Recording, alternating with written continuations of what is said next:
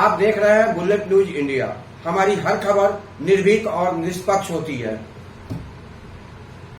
कोई अपनी पार्टी से, कोई अपने जाति के संगठन से, सबकी अपनी अपनी डिमांड है। अभी किसान भी लड़ रहे हैं। अभी कुछ ही दिन पहले उन्होंने लगातार 2 साल प्रोटेस्ट किया। कुछ मिल गया, कुछ नहीं मिला, तो उसके लिए उन्होंने फिर से आंदोलन शुरू किया। जानते ये बात मैं क्यों कह रहा हूं? हर रोज 1000 से ज्यादा प्रोटेस्ट, यानी कि 365,000, 3,65,000 प्रोटेस्ट एक साल में। सोचने वाली बात यह है कि क्या हर डिमांड को पूरा किया जा रहा होगा? आखिर क्यों? हर डिमांड को पूरी नहीं की जा सकती, पॉसिबल ही नहीं है। क्यों पूरी नहीं जा सकती? क्योंकि हर लड़ाई के अपने कुछ उसूल है, अपने कुछ तरीके हैं। अभी हमारे भाई कह रहे थे कि बहुत सारे लोग चिल्ला रहे हैं पुरानी पेंशन, कोई कुछ कह रहा है एमएसपी, पता नहीं क्या क्या चिल्ला रहे हैं।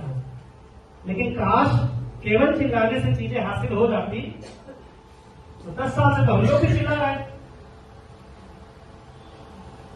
मैं एक बात कहना चाहता हूं कि लड़ाई वही अंजाम तक पहुंचती है जो न केवल जनमत के साथ लड़ी जा रही हो, बल्कि कॉन्स्टिट्यूशनली भी लड़ी जा रही हो और टेक्निकली भी लड़ी जा रही हो। लीगल सरकार को, फाइनेंस मिनिस्ट्री को और हर स्टेज पर यह समझाने में सफल हुए कि किस तरह से एनपीएस को ओपीएस में बदलाव किया जा सकता है।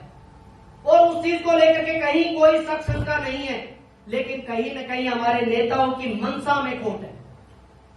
क्योंकि ये वो नेता है जो खुद तो 3-3, 4-4 लेते हैं और हमें 30-35 साल सेवा देने के बाद हम कर्मचारियों को वो बोझ बताते हैं। आज बात करते हैं एक देश, एक विधान, एक संविधान, और एक बात करने लग गए आजकल तो एक देश, एक चुनाव की भी। जब एक देश, एक विधान, एक संविधान हो सकता है तो पेंशन अलग अलग क्यों? और इतनी अच्छी है तो ये माननीय क्यों नहीं लेते? आप वास्तव में ये माननीय नेता है, ये देश के लिए बोझ है, कर्मचारी बोझ नहीं है। पीछे एक माननीय ने बयान दिया था कि 30-35 साल सेवा देने वाले कर्मचारी को यदि पुरानी पेंशन दे दी गई तो देश की हालत श्रीलंका जैसी हो जाएगी। आपने पढ़ा भी होगा। वो लोग ये भूल जाते हैं हमारी एक पेंशन से ये हालत है, फिर तुम्हारी पेंशन ये 4-4, 5-5 जो डका रहे, अपने आप को समाज सेवा कहते हैं, समाज सेवा कर रहे हैं, तो पेंशन क्यों? और यदि समाज सेवा नहीं कर रहे हो तो आपका टेस्ट क्यों नहीं? क्योंकि आप यदि कहीं से इलेक्शन इलेक्टेड है तो हम भी सिलेक्टेड हैं, और सिलेक्टेड अपनी ताकत के दम पर है। हमारे अंदर काबिलियत इसलिए बैठे हैं, हम बोझ नहीं है किसी भी तरीके से। और ये कर्मचारी कहीं न कहीं ये हमारी एकजुटता ही है जिस वजह से आज तक हम इस मुहिम को सही रूप नहीं दे पाए, या कहीं न कहीं क्योंकि हम कुछ साथी ये सोचते हैं औरों को मिलेगी तो हमें भी मिल जाएगी। ये कहीं जब प्लेटफॉर्म पर एकजुटता दिखाने की टाइम होता है तो पूरी तरह से एकजुट होना पड़ेगा। चाहे वो महिला है, किसी भी डिपार्टमेंट के, एकजुटता दिखाना बहुत आवश्यक है। क्योंकि मंजीत जी को, सुधीर जी को और जनक जी को तभी मिलेगा जब आप लोगों की ताकत उनके साथ है। ये मंच तभी परफॉर्म कर रहा है, तभी आपके सामने, जब आपकी ताकत इनके साथ है। अन्यथा मंच की कोई वैल्यू नहीं है। तो आप साथियों से अनुरोध है, जहां भी भविष्य में भी जहां आपको मौका मिले पेंशन के मुद्दे पर, और ये वो व्यक्ति बैठे हुए हैं आपके पास जो जिनसे सरकार पूरा सॉल्यूशन, और ये इनसे उम्मीद करती है कि ये पूरा कैलकुलेशन करके सरकार वार्ता करती है इनसे, तो इनकी महत्ता, इनके वैल्यूज और इनके पॉइंट पेंशन के ऊपर समझेंगे तो सारी चीजें आसानी से समझ में आ जाएगी। क्योंकि हंगामा करना हमारा मकसद नहीं है, हम चाहते हैं हम सॉल्यूशन के साथ आपके बीच में है, और वो चीज जब मंजीत जी बताएंगे आपको सारी चीज समझ में आ जाएगी। धन्यवाद साथियों। जय कर्मचारी, जय all India NPS employ federation. Thank you very much. जय। लेके खड़े रहेंगे और हालांकि जंग करते रहेंगे और बार बार करते रहेंगे, चाहे 70 का 700 हो जाए, लेकिन हमें ऐलान करते रहेंगे। मुद्दा इस बात का है कि आज 2024 में हम खड़े हैं। हमें एक ऐसे व्यक्तित्व की जरूरत है जो टेक्निकली भी राइट हो, चीजों को समझता हो।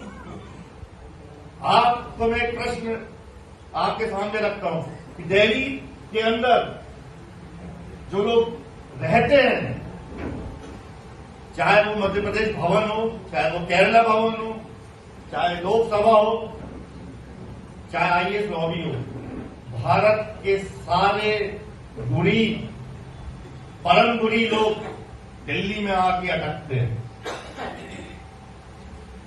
सारे के सारे। उनके बीच में से ये रास्ता निकालना है, कोई आसान बात नहीं है कि आपने यहां हल्ला कर दिया और वहां पे। आप देख रहे थे बुलेट न्यूज इंडिया।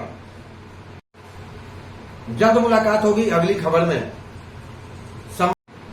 आपने हमारे चैनल को सब्सक्राइब नहीं किया तो शीघ्र ही हमारे चैनल को सब्सक्राइब करें, लाइक करें और साथ में एक प्यारा सा कमेंट लिखें।